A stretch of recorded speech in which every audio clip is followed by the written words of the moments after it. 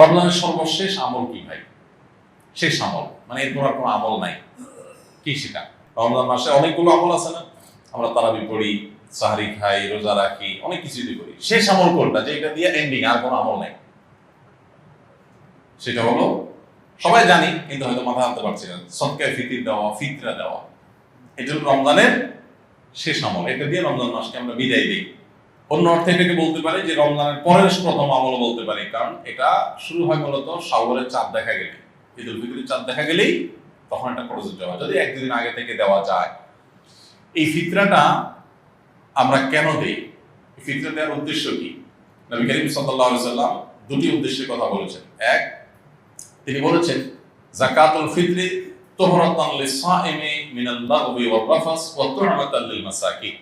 প্রথম কারণ হলো, তিনি বলেছেন যে এটা হলো রোজাদার ব্যক্তি সারা মাস জুড়ে যে সিয়াম সাধনা করেছে, ইবাদত বন্দেগী করেছে, যে মেহনত মুজাহাদা করেছে, এই সারা মাস জুড়ে ইবাদত বন্দেগী করার ফলে তার মধ্যে অনেক অর্জন যেমন হয়েছে, আবার অনেক ত্রুটিও ছিল। রোজাটা রাখতে গিয়ে সে কখনো অনর্থক কথা বলে ফেলেছে, রোজা রেখে অনর্থক বেহুদা কথা বললে রোজা প্রাণ আপনার ক্ষতিগ্রস্ত হয়, রোজা নষ্ট হয়, রোজার রূহ থাকে না, রোজার মান কমে যায়, কোয়ালিটিতে ঘাটতি হয়। এই যে রোজা রেখে আমরা কিছু উল্টাপাল্টা কথা, উল্টাপাল্টা কাজ করেছি যেগুলো রোজার সাথে যায় না, তো সেগুলোর কারণে রোজাটা তো ত্রুটিপূর্ণ হয়ে গেল। এই ফিতরা দেওয়ার কারণে সেটা রিফাইন্ড হয়ে যায়, সেটা ফ্রেশ হয়ে যায়, সেটা আল্লাহ তাআলা পরিচ্ছন্ন করে গ্রহণ করে। এই জন্য রোজার পুরা মাস, রমজানের পুরা মাস এবং সিয়ামের ভুল ত্রুটিগুলোকে ফ্রেশ করে সেটাকে আল্লাহর কাছে কবুলযোগ্য করে দেয় হলো ফিতরা। খুব বড় একটা বিষয়।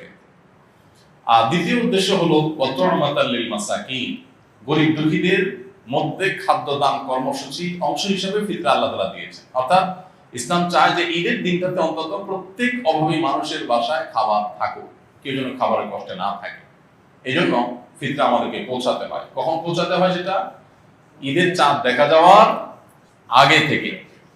ফিতরা নিয়ে প্রতি বছরই অনেক আলাপ হয়, আমরা সেই দীর্ঘ আলাপে যাওয়ার সুযোগ সময় নাই। শুধু এইটুকু বলি, আমরা প্রায় সবাই আমরা ফিতরার সর্বনিম্ন পরিমাণটা দেওয়ার চেষ্টা করি। নবী করিম সাল্লাল্লাহু আলাইহি ওয়াসাল্লাম ফিতরার যে অপশনগুলো রেখেছেন সেগুলো কিন্তু বিভিন্ন রকম, ভ্যারাইটি আছে। সেখানে একটা অপশন আছে সর্বনিম্ন, সেটাই আমরা নেই।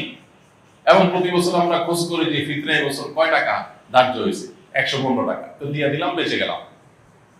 যদিও পুরো পরিবারের তরফ থেকে দিতে হয়, পরিবারের কর্তা যিনি, তার ছেলে মেয়ে, তার স্ত্রী, এমনকি ছোট বাচ্চা কাচ্চা, তাদের সবার পক্ষ থেকে, তার একান্নভুক্ত যারা তার বাসার সদস্যের মতো, এমনকি যে কাজের লোক, যারা বাধা কাজের লোক থাকেন, তাদের তরফ থেকে, এই সবাই তরফ থেকে পরিবারের কর্তা দিয়ে দিবেন। এখন সবাই দেখে যে ফিতরা কত ধার্য হয়েছে। ভাই, ফিতরা সর্বনিম্ন যদি 1-150 বা তার সমমূল্যের খাদ্য হয়, তো ফিতরা সর্বোচ্চটা কিন্তু 1000, 2000 বা আরো বেশি হতে পারে।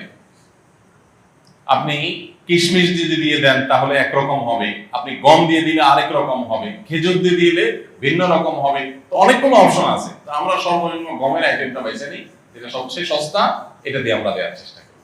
কারণ আপনি কিশমিশ যদি চিন্তা করেন তাহলে কিশমিশের কেজি কত আর গমের কেজি কত, অনেক বেশ কম হয়ে যাবে। এই জন্য আল্লাহ তাআলা যাকে যতটুকু সামর্থ্য দিয়েছেন তিনি সেইভাবে ফিতরা দিবেন।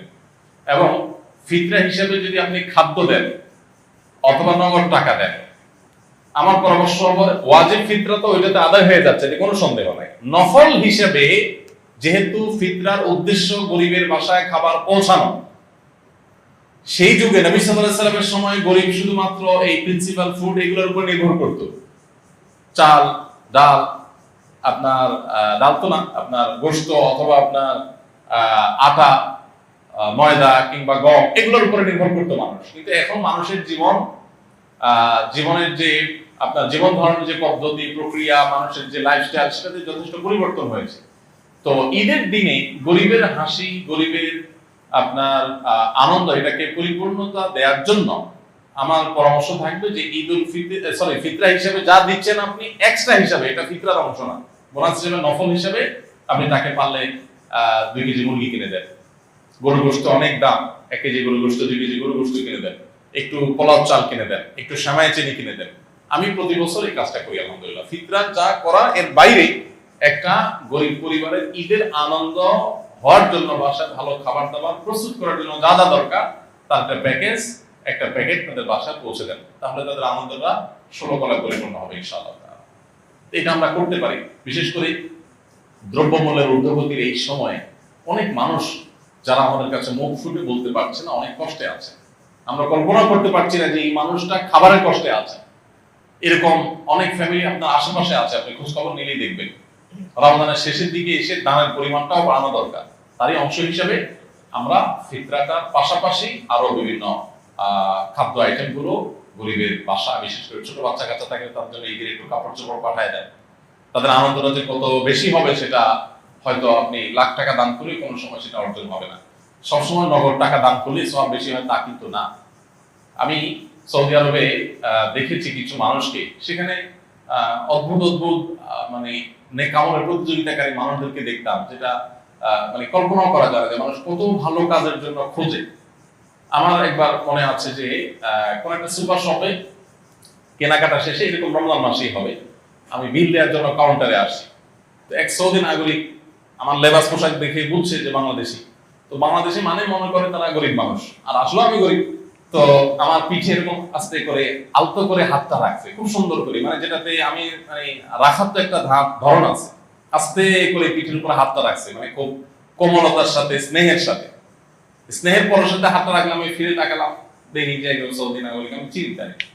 তো সে বলতেছে যে যদি তুমি মনে কিছু না করো, তোমার বিলটা আমি দিতে চাই। আমি দুনিয়ার বাজার করছি, হয়তো ঈদের জন্য বাজার করছি, তো কয়েকশো রিয়াল হয়েছে। উনি বলেন যে যদি কিছু মনে না করেন আমি দিতে চাই, হাদিয়া, গিফট, জাস্ট গিফট। তখন কি বলা যায়, গিফট দিবে, নিষেধ করতে কিছু নেই, বলো ঠিক আছে। তখন উনি দিলেন।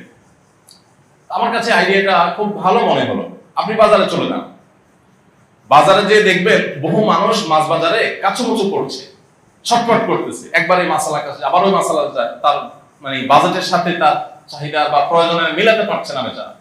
এই লোকটাকে ওরকম পেছন থেকে আলতো করে হাত বুলিয়ে তাকে একটু বলেন, ভাই আমি আপনার এই মাছের বিলটা দিতে চাই, যদি আপনি মনে হচ্ছে না করেন। আপনি দেখেন যে কোন একটা বাচ্চা, গরিবের বাচ্চা, সে হয়তো কোন একটা মুদি দোকানের পাশ দিয়ে ঘুরছে, কোন একটা খাবার দোকানের পাশ দিয়ে ঘুরছে, বারবার কাচুমুচু করছে, খেয়াল করেন, তাকে ওই খাবারটা একটু কিনে আপনি হাতে তুলে দেন। অনেক সময় লক্ষ লক্ষ টাকা নগদ দেওয়ার চাইতে ওই সামান্য কিছু টাকা ওজন অনেক বেশি হয়। তো এই বছর বিশেষ করে ঈদকে সামনে রেখে আমাদের এই আমলটা হতে পারে, কারণ ঈদের এই সময়টাতে অনেক মানুষ কষ্টে আছে, অনেক মধ্যবিত্ত আছে যাদের লেবাস পোশাক চলাফেরা দেখে বোঝার কোনো উপায় নেই যে তারা খাবারের কষ্টে আছে রীতিমতো বাচ্চা কাচ্চা। আমি রমজানের শুরুর দিকে আহ্বান করেছিলাম যে একটা মাছ কিনে দেন, একটু সারি করতে পারে বাচ্চাদেরকে সাথে নিয়ে, একটু মুরগি কিনে দেন, একটু গরুর গোশত কিনে দেন। এমনও আছে যে গত রমজানে গরুর গোশত খেয়ে, কোরবানিতে গরুর গোশত খেয়েছে, এই পর্যন্ত আর গরুর গোশত কিনে খেতে পারে নাই। তাকে আপনি 2 কেজি গরুর গোশত দিলে তার বাসায় আনন্দটা কোন পর্যায়ে চলে যাবে। দেখুন, ডক্টর আব্দুল্লাহ জাহাঙ্গীর রহমাতুল্লাহ একটা কথা বলতেন যে আপনি 2 কেজি গরুর গোশত কিনছেন নিজে খাওয়ার জন্য, অনেকদিন পরে কিনছেন, বাচ্চা কাচ্চা নিয়ে খাবেন, খুব আনন্দ করবেন, সন্দেহ নাই এটা আপনাকে অনেক বেশি আনন্দ দিবে। কিন্তু এর মধ্যে যদি আপনি দেখেন যে কোনো মানুষ খাবারই পাচ্ছে না, অনেকদিন পর্যন্ত না খেয়ে আছে, কষ্ট করছে, এই জিনিসটা তাকে আপনি দিয়ে দেন, বাহ্যিকভাবে মনে হবে কষ্ট হয়েছে, মূলত সেখানে যে আনন্দটা হবে ওইটা আপনি খেয়ে যে আনন্দ পাবেন তার চাইতে অনেক বেশি হবে। তো রমজানের শেষের দিনগুলোতে ঈদকে কেন্দ্র করে আমাদের এই সাদাকা দান, আমাদের আশেপাশে কারা কষ্ট